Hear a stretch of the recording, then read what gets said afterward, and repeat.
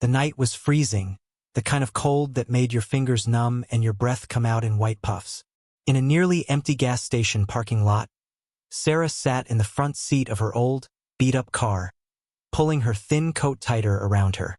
The car wasn't much, but it was the only thing keeping her and her 8-month-old baby, Noah, from the icy wind outside. A weak cry came from the back seat. Sarah's heart ached. Noah was hungry again. She had given him the last bit of food hours ago, hoping it would be enough. But it wasn't. She reached into the cup holder, desperately searching for coins. Her fingers shook as she pulled out a few quarters and dimes. Not enough for a real meal, but maybe she could buy a little milk.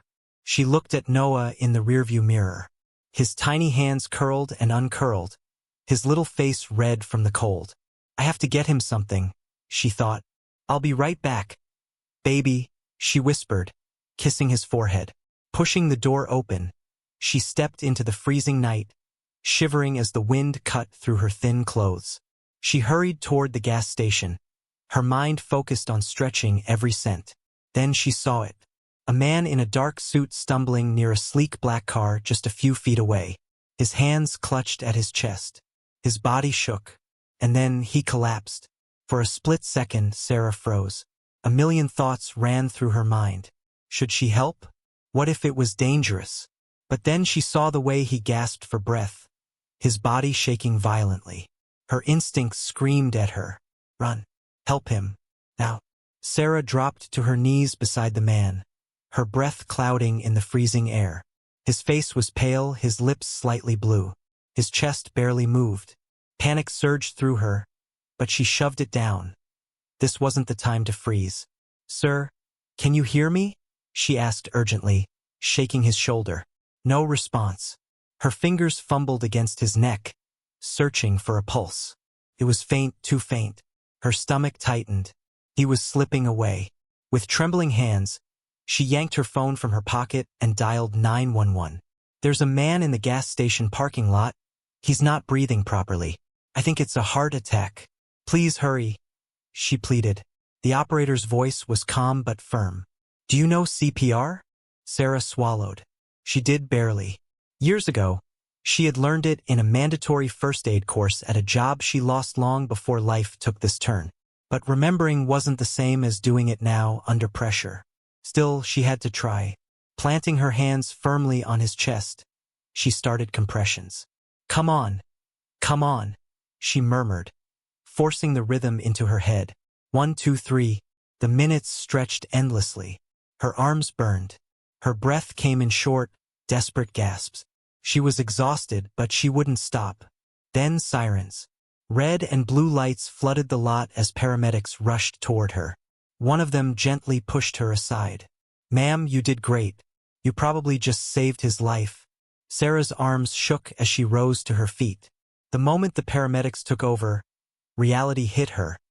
She didn't belong here. Without waiting for questions or thanks, she backed away. Disappearing into the cold night, Michael Carter awoke to the rhythmic beeping of hospital monitors. His body felt weak, his chest sore, but he was alive. A doctor stood beside him, reviewing his chart. You had a severe heart attack, Mr. Carter, he explained. If you hadn't received immediate CPR, you wouldn't have made it. Michael exhaled shakily. The last thing he remembered was stumbling near his car, pain crushing his chest. But there was something else. A woman's face hovering above him, her voice urgent, her hands pressing against his chest. She saved me, he murmured, his mind grasping for details. He didn't know her name, but he knew one thing. He had to find her. The moment he was stable, Michael made a call to his assistant. Get me the security footage from the gas station where I collapsed. I want to see who helped me.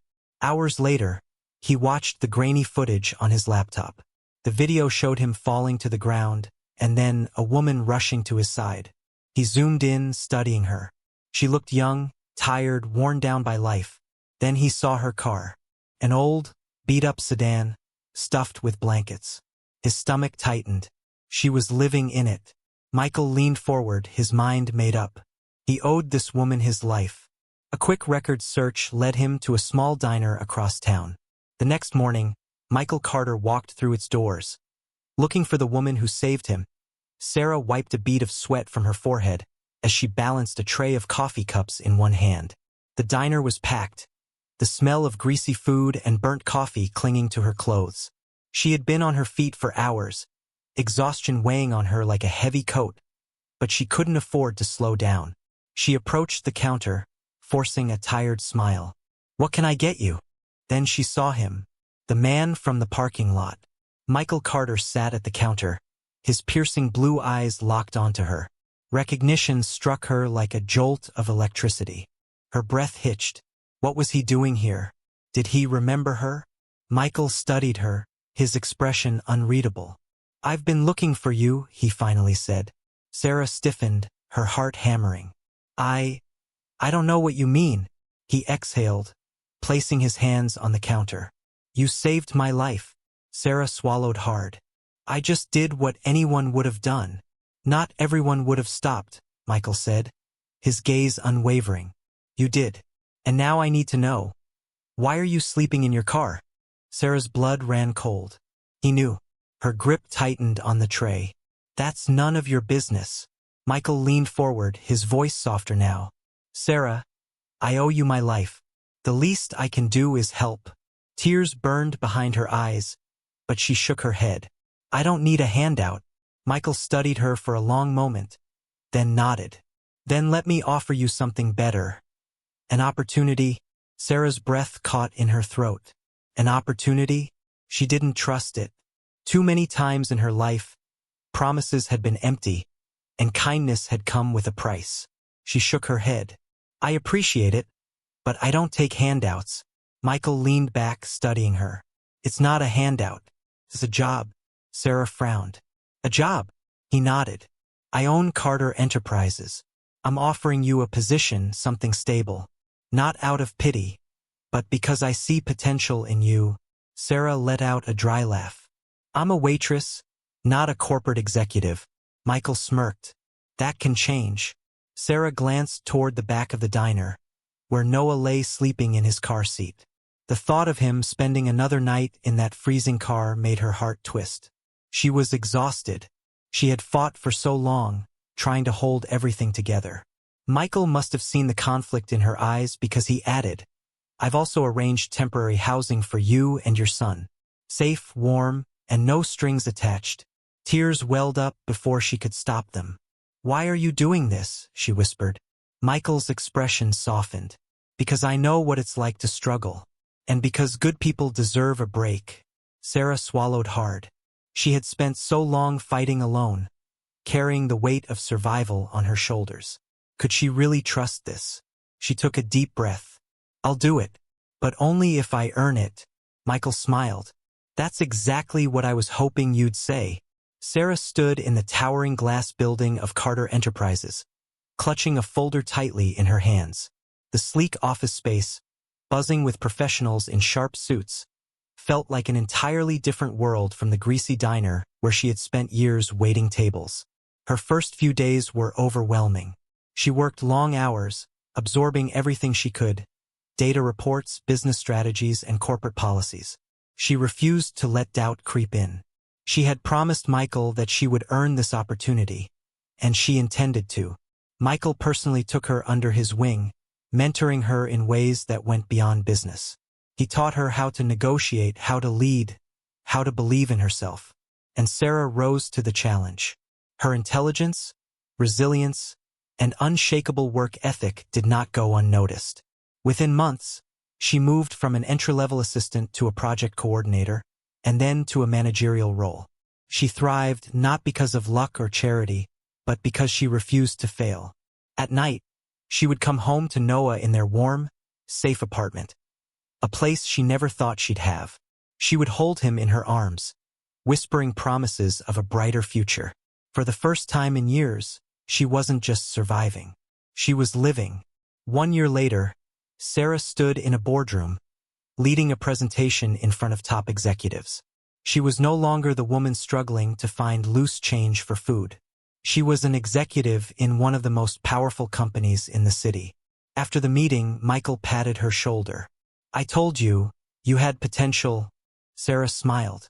I just needed someone to believe in me. With her newfound success, Sarah didn't forget where she came from.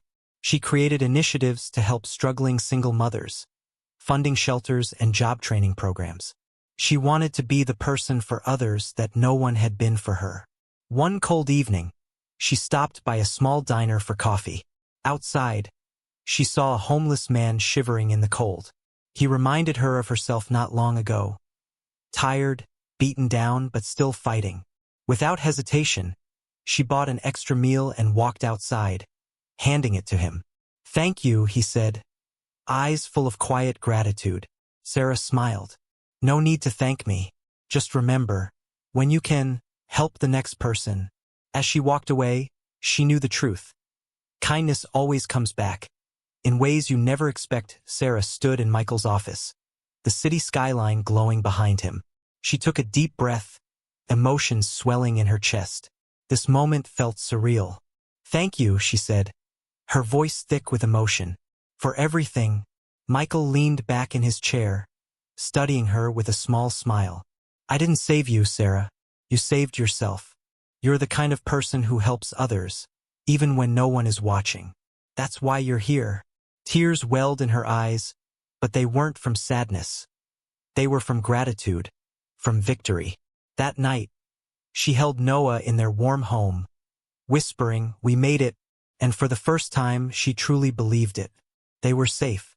They were happy. They were free. Life has a way of surprising us. One act of kindness, one moment of selflessness, can change everything.